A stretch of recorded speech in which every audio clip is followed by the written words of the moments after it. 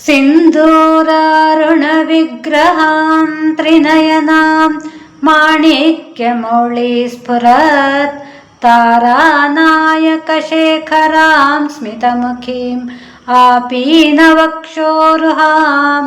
ಪಾಣಿಭ್ಯಾಮಲಿಪೂರ್ಣರತ್ನಚಷಕಂ ರಕ್ತೋತ್ಪಲಂ ಬಿಭ್ರತೀಂ ಸೌಮ್ಯಾಂ ರತ್ನಘಟಸ್ಥರಕ್ತಚರಣಾಂ ಧ್ಯಾಯೇತ್ ಪರಾಮಂಬಿಕಾಂ.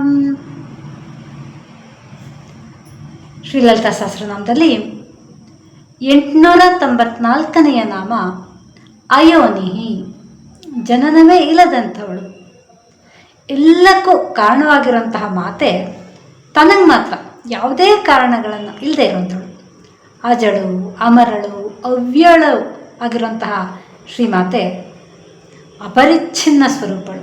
ಯಾವುದರಿಂದಲೂ ಆಕೆಯನ್ನು ಬೇರೆ ಮಾಡೋದಕ್ಕಾಗಲ್ಲ, ಆಕೆಗೆ ಯಾವುದೇ ಕಾರಣವನ್ನು ನಾವು ಹುಡುಕೋದಕ್ಕೂ ಆಗಲ್ಲ. ಜಗತ್ತಿನ ಎಲ್ಲ ಜೀವರಾಶಿಗಳ ಉಗಮಕ್ಕೆ ಈಕೆನೇ ಕಾರಣಕರ್ತಳು. ಆದರೆ ತಾನು ಮಾತ್ರ ಹುಟ್ಟೇ ಇಲ್ಲದಂಥವಳು. ಅಂದರೆ ಸಾಮಾನ್ಯ ಜೀವಿಗಳು ಹೇಗೆ ಹುಟ್ಟುತ್ತಾರೋ ಆ ರೀತಿಯಾಗಿ ಇಲ್ಲದೇ ಇರುವಂಥವಳು ಆ ತಾಯಿ. ನಿತ್ಯ ಶುದ್ಧ ಬುದ್ಧ ಮುಕ್ತ ಸ್ವಭಾವವಾದಂತಹ ಪರಬ್ರಹ್ಮ ತನ್ನಿಚ್ಛೆಯಂತೆ ಅವತರಿಸುತ್ತೆ. ಮೂಲ ಪ್ರಕೃತಿ ಅದು ಎಲ್ಲದಕ್ಕೂ ಪ್ರಕೃತಿ. ಸಮಸ್ತ ವಿಶ್ವವನ್ನೇ ತನ್ನಲ್ಲಿ ಧರಿಸಿರುವಂತಹ ಆ ಪ್ರಕೃತಿ ಮತ್ಯಾವುದರಿಂದ ಹುಟ್ಟಕ್ಕೆ ಸಾಧ್ಯ? ಹಾಗಾಗಿ ತಾನು ಕಂಡು ಬರುತ್ತೆ, ತಾನು ಅಲ್ಲಿ ತೋರತ್ತೆ, ಜಗತ್ತಿನಲ್ಲಿ ಅವತರವಾಗತ್ತೆ. ಭಂಡಾಸುರನ ವಧೆಗಾಗಿ ತಾಯಿಯನ್ನು ದೇವತೆಗಳೆಲ್ಲ ಪ್ರಾರ್ಥಿಸಿ ವಿಶಾಲವಾದಂತಹ ಯಜ್ಞಕುಂಡವನ್ನು ನಿರ್ಮಾಣ ಮಾಡಿ ಅದರಲ್ಲಿ ಹೋಮ ಮಾಡಿದಾಗ ಆ ಚಿದಗ್ನಿಕುಂಡದಿಂದ ಆವಿರ್ಭವಿಸದ್ಲು ಶ್ರೀಮಾತೆ. ಹೀಗೆ ತಾನು ತನ್ನಿಚ್ಛೆಯಂತೆ ಆವಿರ್ಭವಿಸ್ತಾಳೆ ಆ ತಾಯಿ ಹೊರತು ಆಕೆಯೇ ಸಮಸ್ತಕ್ಕೂ ಮೂಲ ಪ್ರಕೃತಿಯಾಗಿರೋದ್ರಿಂದ ಬೇರೆ ಯಾವುದು ಆಕೆಯ ಹುಟ್ಟಿಗೆ ಕಾರಣವಾಗಿರೋದಕ್ಕೆ ಸಾಧ್ಯನೇ ಇಲ್ಲ. 895ನೆಯ ನಾಮ ಯೋನಿ ನಿಲಯ, ಸೃಷ್ಟಿಗೆ ಕಾರಣಳು. ಯೋನಿ ಅಂದರೆ ಪ್ರಕೃತಿ, ಸೃಷ್ಟಿಯ ಮೂಲ ಸ್ಥಾನ ಅನ್ನೋ ಅರ್ಥ ಇದೆ. ಕರ್ತಾರಮೇಶಂ ಪುರುಷಂ ಬ್ರಹ್ಮಯೋನಿಂ ಇದೆ. ಕರ್ತನು, ಈಶನು, ಬ್ರಹ್ಮಯೋನಿಯೂ ಆದಂತಹ ಪುರುಷ ಅಂತ ಮುಂಡಕೋಪನಿಷತ್ನಲ್ಲಿ ಇದನ್ನು ವರ್ಣಿಸಲಾಗಿದೆ. ಈಶ್ವರನಿಗೂ ಜೀವನಿಗೂ ಮೂಲ ಕಾರಣವಾಗಿರುವಂತಹ ಪರಬ್ರಹ್ಮವೇ ಯೋನಿ ಅಂತ ಹೇಳಿರೋದ್ರಿಂದ ಸೃಷ್ಟಿಗೆ ಮೂಲವಾದಂತಹ ಪರಬ್ರಹ್ಮ ಸ್ವರೂಪಿಣಿನೇ ಆ ಜಗನ್ಮಾತೆಯಾಗಿದ್ದಾಳೆ. ಪೃಥ್ವಿ ರೂಪದಿಂದ ಇರೋವಳು ಸಹ ಆ ಜಗನ್ಮಾತೆ. ಭೂಮಿಯಲ್ಲಿರುವಂತಹ ಸೃಷ್ಟಿ ಸಾಮರ್ಥ್ಯಕ್ಕೆ ಆಧಾರ ಸ್ವರೂಪಳಾಗಿರುವಂಥವಳು. ಪ್ರಾಣಿಗಳ ಉತ್ಪತ್ತಿ ಅಂಡಜ, ಸ್ವೇದಜ, ಉದ್ಭಿಜ್ಜ, ಜರಾಯುಜ ಅಂತ 4 ಬಗೆಯಾಗಿದೆ. ಇವುಗಳಲ್ಲಿ 84 ಲಕ್ಷ ವಿಧವಾದಂತಹ ಉತ್ಪತ್ತಿ ಸ್ಥಾನ ಇದೆ ಅಂತ ಹೇಳಲಾಗಿದೆ. ಸರ್ಪ, ಪಕ್ಷಿ ಇತ್ಯಾದಿ ಅಂಡಜಗಳು ಅಂದರೆ ಮೊಟ್ಟೆಯಿಂದ ಹುಟ್ಟುವಂಥದ್ದು. ಇವು 21 ಲಕ್ಷ ಬಗೆಯಾಗಿದೆ. ಇನ್ನು ಕ್ರಿಮಿ, ಕೀಟ ಇತ್ಯಾದಿ ಇವುಗಳು ಸ್ವೇದಜಗಳು ಅಂದರೆ ಬೆವರಿನಿಂದ ಹುಟ್ಟುವಂಥದ್ದು. ಇವುಗಳು 21 ಲಕ್ಷ ವಿಧವಾಗಿದೆ. ಗಿಡ, ಮರ, ಸಸ್ಯ ಇವುಗಳೆಲ್ಲ ಉದ್ಭಿಜ ಬೀಜದಿಂದ ಹುಟ್ಟುವಂಥದ್ದು. ಇವುಗಳು 21 ಲಕ್ಷ ವಿಧವಾಗಿದೆ. ಮನುಷ್ಯ, ಪ್ರಾಣಿ ಇವೆಲ್ಲ ಜರಾಯುಜಗಳು. ಇವು 21 ಲಕ್ಷ ವಿಧವಾಗಿದೆ. ಶ್ರೀಚಕ್ರದಲ್ಲಿರುವಂತಹ ತ್ರಿಕೋಣಕ್ಕೆ ಯೋನಿ ಅಂತ ಹೆಸರು. ಇಲ್ಲಿ ಬಿಂದು ರೂಪದಿಂದ ನೆಲೆಸಿರೋಳು ಆ ಜಗನ್ಮಾತೆ. ಸಮಸ್ತ ಸೃಷ್ಟಿಗೆ ಆದಿ ಕಾರಣಳೇ ಆ ಜಗನ್ಮಾತೆ. 896ನೆಯ ನಾಮ ಕೂಟಸ್ಥ, ನಿರ್ವಿಕಾರಳು. ಯಾವ ಉಪಾಧಿಗಳೂ ಇಲ್ಲದೆ ಸ್ವಸ್ವರೂಪದಿಂದ ಇರುವಂತಹ ಮುಕ್ತಾತ್ಮನಿಗೆ ಕೂಟಸ್ಥ ಅಂತ ಹೆಸರು. ಯಾವ ವಿಕಾರಕ್ಕೂ ಒಳಗಾಗದೆ ನಿರ್ಲಿಪ್ತವಾಗಿರುವಂತಹ ಜೀವ ಚೈತನ್ಯಕ್ಕೂ ಕಾರಣವಾದ ಮೂಲವಾದ ಪರಬ್ರಹ್ಮ ಸ್ವರೂಪನೇ ಕೂಟಸ್ಥ. ವಾಗ್ಭವಕೂಟ, ಮಧ್ಯಕೂಟ, ಶಕ್ತಿಕೂಟ ಅನ್ನುವಂತಹ ಕೂಟತ್ರಯಗಳಲ್ಲಿ ನೆಲೆಸಿದಳೆ ಆ ಜಗನ್ಮಾತೆ. ಇದ್ರ ಬಗ್ಗೆ ಗೀತೆ ಒಂದು ಮಾತನ್ನು ತಿಳಿಸುತ್ತೆ. ದ್ವಾವಿಮೌ ಪುರುಷೌ ಲೋಕೆ ಕ್ಷರಕ್ಷಾಕ್ಷರ ಏವ ಚ ಕ್ಷರಃ ಸರ್ವಾಣಿ ಭೂತಾನಿ ಕೂಟಸ್ಥೋಕ್ಷರ ಉಚ್ಯತೆ. ಈ ಲೋಕದಲ್ಲಿ ಕ್ಷರ ಪುರುಷ ಅಂತನೂ ಅಕ್ಷರ ಪುರುಷ ಅಂತನೂ ಇಬ್ಬರು ಪುರುಷರಿದ್ದಾರೆ. ನಾಶವನ್ನು ಹೊಂದುವಂತಹ ಎಲ್ಲ ಭೂತಗಳು ಕ್ಷರ ಪುರುಷ, ನಾಶವಾಗದಂತಹ ಕೂಟಸ್ಥ ಮಾಯಾಶಕ್ತಿಯನ್ನು ಅಕ್ಷರ ಪುರುಷ ಅಂತ ಹೇಳ್ತಾರೆ. ಯಾವುದೇ ರೀತಿಯ ಪರಿಣಾಮವನ್ನು ಹೊಂದದೆ, ನಾಶವೇ ಇಲ್ಲದೆ ಸ್ವಸ್ವರೂಪ ಸ್ಥಿತಿಯಲ್ಲಿದ್ದಾಳೆ ಆ ಜಗನ್ಮಾತೆ.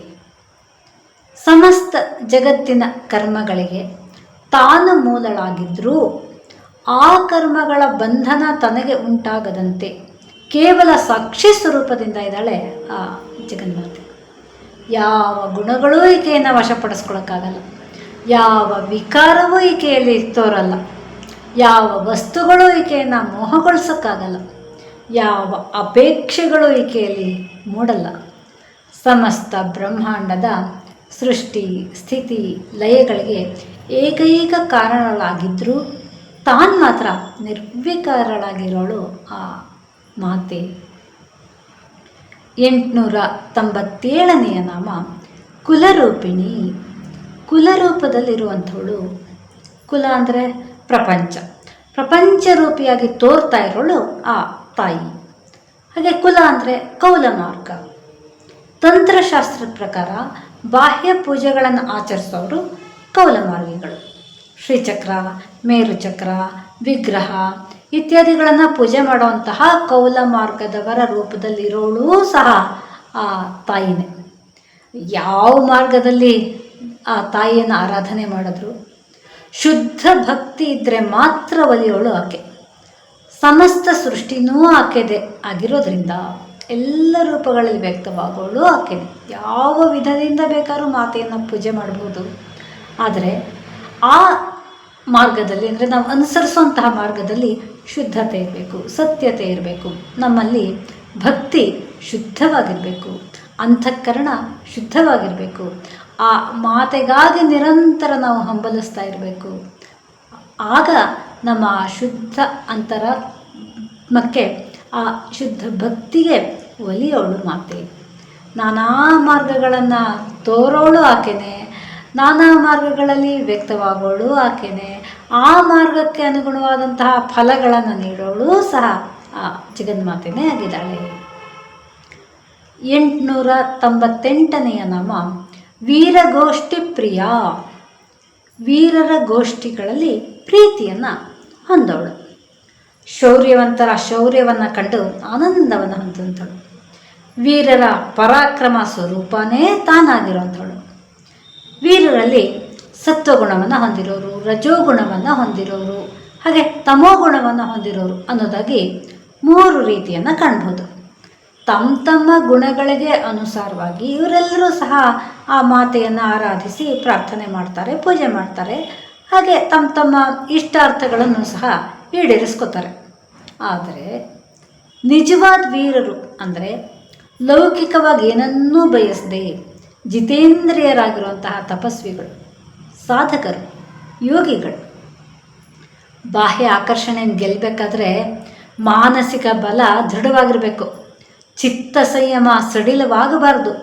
ಇಂತಹ ವೀರರು ತಮ್ಮೊಳಗಿನ ಶತ್ರುಗಳನ್ನು ಜಯಿಸಿ ಅಜೇಯರಾಗಿರ್ತಾರೆ. ಆಧ್ಯಾತ್ಮಿಕ ಪ್ರಗತಿಯನ್ನು ಸಾಧಿಸಬೇಕಾದ್ರೆ ಇಂತಹ ವೀರತ್ವ ಅಗತ್ಯ.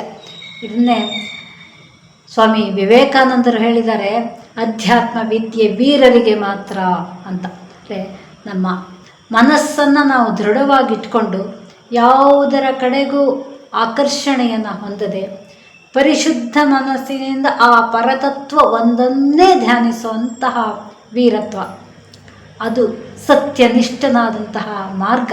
ಅಂತಹ ಮಾರ್ಗಕ್ಕೆ ಒಲಿಯೋಳು ಆ ತಾಯಿ. ಹೊರಗಡೆ ಇರುವಂತಹ ಶತ್ರುಗಳ ಜೊತೆ ನಾವು ಹೋರಾಡಬಹುದು, ಜಯಗಳಿಸ್ಬೋದು. ಇದಕ್ಕೆ ದೈಹಿಕ ಸಾಮರ್ಥ್ಯ ಇದ್ದರೆ ಸಾಕು. ಆದರೆ ನಮ್ಮ ಆಂತರ್ಯದಲ್ಲಿರುವಂತಹ ಶತ್ರುಗಳ ಜೊತೆ ಹೋರಾಡಬೇಕಾದ್ರೆ ನಿರಂತರವಾದಂತಹ ಅಭ್ಯಾಸ, ವೈರಾಗ್ಯ ಅತ್ಯವಶ್ಯಕ. ಇದನ್ನು ಸಾಧನೆ ಮಾಡಬೇಕಾದ್ರೆ ಮನಸ್ಸು ಸದೃಢವಾಗಿರಬೇಕು. ಆತ್ಮ ಸಂಯಮಿಗಳೇ ನಿಜವಾದ ವೀರರು. ಹೇಡಿಗಳಿಗೆ ಇದು ಒಲಿಯೋದಿಲ್ಲ. ಇಲ್ಲಿ ಹೇಡಿ ಅಂದರೆ ಯಾರಿಗೆ ಆತ್ಮ ಸಂಯಮ ಇರಲ್ವೋ ಅಂಥವರಿಗೆ ಅಧ್ಯಾತ್ಮ ವಿದ್ಯೆ ಅಥವಾ ಪರತತ್ವ ದೊರಕೋದಕ್ಕೆ ಸಾಧ್ಯವೇ ಇಲ್ಲ. ಇಂತಹ ವೀರರ ಗುಂಪು ಸತ್ಸಂಗ. ಈ ಸತ್ಸಂಗದಲ್ಲಿ ಚರ್ಚೆಯಾಗುವಂತಹ ಮಾತುಗಳೆಲ್ಲ ಕೇವಲ ಪರತತ್ವದ ಕುರಿತಾಗಿರುತ್ತೆ. ಯಾರು ಲೌಕಿಕವಾದಂತಹ ಮಾತುಗಳನ್ನು ಆಡಲ್ಲ, ಅಥವಾ ಕೇವಲ ಸಮಯದ ದುರುಪಯೋಗ ಇಲ್ಲಿ ಆಗೋದಿಲ್ಲ. ಸಮಯ ಇದೆ ಮಾತಾಡೋದು. ಮಾತು ಅಂದ ತಕ್ಷಣ ಸಾಮಾನ್ಯರ ಮಾತಲ್ಲಿ ಅಲ್ಲಿ ಆತ್ಮೋದ್ಧಾರದ ವಿಚಾರ ಇರಲ್ಲ. ಅಲ್ಲಿ ಹಾಗಾಯಿತು, ಇಲ್ಲಿ ಹೀಗಾಯಿತು, ಅವ್ರು ಹಂಗೆ ಮಾಡಿದ್ರು, ಇವ್ರು ಹಿಂಗೆ ಮಾಡಿದ್ರು, ಯಾವುದೂ ನಮ್ಮ ಆತ್ಮೋದ್ಧಾರಕ್ಕೆ ಕಾರಣವೇ ಆಗೋದಿಲ್ವೋ, ಅರೆ ನಮ್ಮನ್ನು ಇನ್ನಷ್ಟು ಬಂಧನಕ್ಕೆ ಸಿಕ್ಕಾಕಿಸ್ತಾ ಇರುತ್ತೋ, ಆ ಬಂಧನದಲ್ಲೇ ಆನಂದವನ್ನು ಹೊಂದ್ತೀವಿ. ಚಿನ್ನದ ಸರಪಳಿಯ ಚಿನ್ನದ ಬಾಹ್ಯದ ಬಣ್ಣದ ಆಕರ್ಷಣೆಗೆ ಒಳಗಾಗಿ ಸರಪಳಿಯನ್ನು ಬಿಗಿಯಾಗಿ ಸುತ್ಕೋತಾ ಇರ್ತೀವಿ. ಅದರಿಂದ ಪಾರಾಗಬೇಕು ಅನ್ನೋ ಬುದ್ಧಿಯು ನಮಗೆ ಬರಲ್ಲ.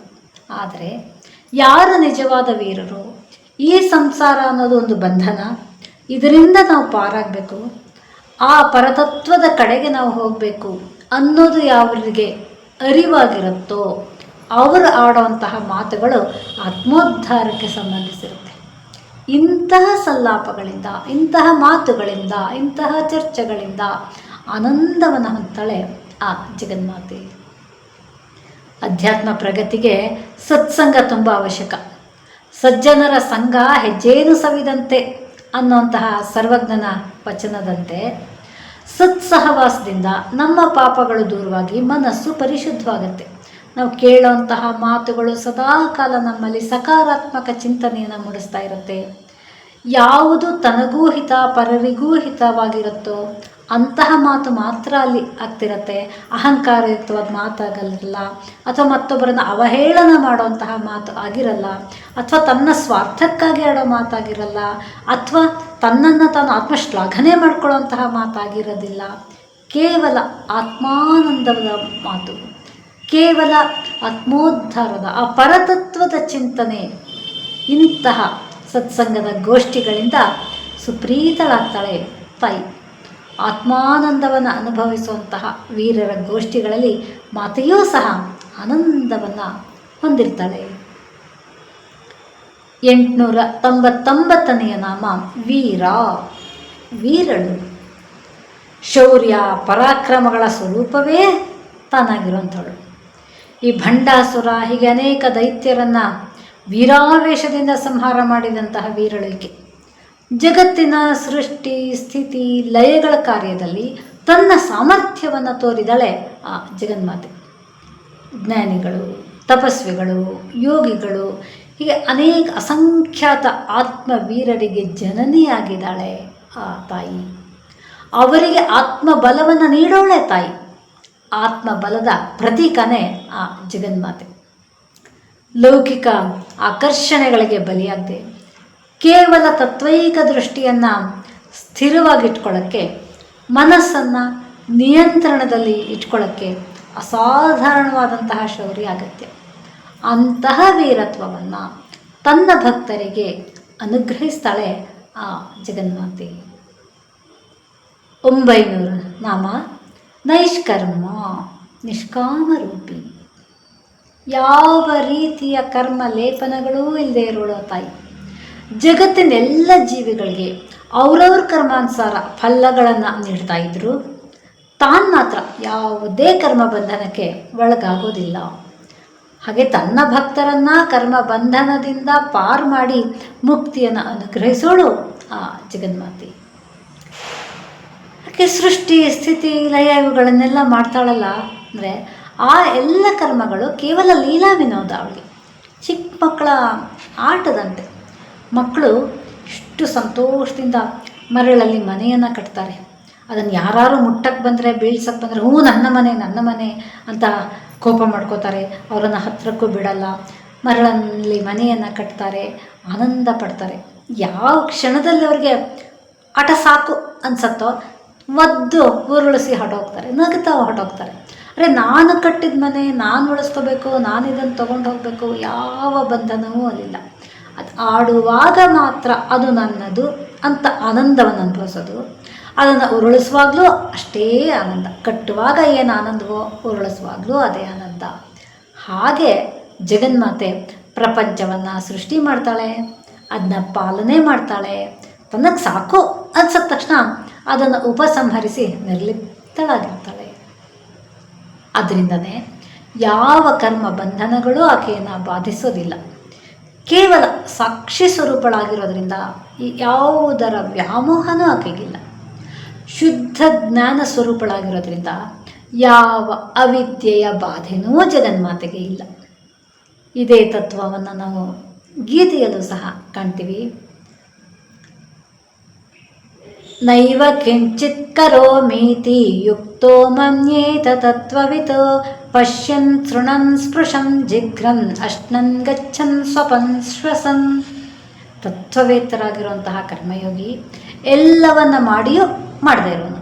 ನೋಡಿದ್ರು, ಕೇಳಿದ್ರು, ಸ್ಪರ್ಶಿಸಿದ್ರು, ಮೂಸಿದ್ರು, ತಿಂದರು, ನಡೆದಾಡಿದ್ರು, ನಿದ್ದೆ ಮಾಡಿದ್ರು, ಉಸಿರಾಡಿದ್ರು, ಆಯಾ ಇಂದ್ರಿಯಗಳು ಮಾತ್ರ ಆಯಾ ವಿಷಯದಲ್ಲಿ ಪ್ರವರ್ತಿಸುತ್ತೆ. ತಾನು ಏನೂ ಮಾಡೋದಿಲ್ಲ ಅನ್ನೋದು ಅಜ್ಞಾನಿಗೆ ಅರಿವಾಗಿರುತ್ತೆ. ಇಂದ್ರಿಯಗಳು ಅವಷ್ಟಕ್ಕವರು ಕಾರ್ಯೋನ್ಮುಖವಾಗಿರುತ್ತೆ. ನಾನು ಅಂದರೆ ಈ ಶರೀರಧಾರಿಯಾದಂತಹ ನಾನು ಏನು ಮಾಡ್ತಾ ಇಲ್ಲ, ಆಡಿಸೋನು ಮತ್ತೊಬ್ಬ ಚೈತನ್ಯ, ಒಳಗಿರುವ ಚೈತನ್ಯ ಆಡಿಸ್ತಾ ಇದೆ ಅಷ್ಟೇ, ನಾನಲ್ಲ ಅನ್ನೋದು ಜ್ಞಾನಿಗೆ ಅರಿವಾಗಿರುತ್ತೆ. ಅಂತಹ ಸ್ಥಿತಿಗೆ ನಾವು ತಲುಪಿದರೆ ಆಗ ಆ ಜಗನ್ಮಾತೆಯ ಸಾಕ್ಷಾತ್ಕಾರ ನಮಗೆ ಅತ್ಯಂತ ಸುಲಭವಾಗಿ ದೊರಕತ್ತೆ. ಅಂತಹ ಮಾತೆಯ ದಿವ್ಯ ಸಾಕ್ಷಾತ್ಕಾರವನ್ನು ಪಡೆಯೋದಕ್ಕಾಗಿ ಆ ಮಾತೆಯ ಒಂದೊಂದೇ ನಾಮಗಳ ಮಹತ್ವವನ್ನು, ಅರ್ಥವನ್ನು ಅನುಸಂಧಾನ ಮಾಡ್ತಾ ಮುಂದೆ ಸಾಗೋಣ. ಮುಂದಿನ ನಾಮಗಳ ಅರ್ಥವನ್ನು ಮುಂದೆ ಗಮನಿಸೋಣ. ಯಾ ದೇವಿ ಸರ್ವಭೂತೇಷು ಮಾತೃರೂಪೇಣ ಸಂಸ್ಥಿತಾ ನಮಸ್ತಸ್ಯೈ ನಮಸ್ತಸ್ಯೈ ನಮಸ್ತಸ್ಯೈ ನಮೋ ನಮಃ.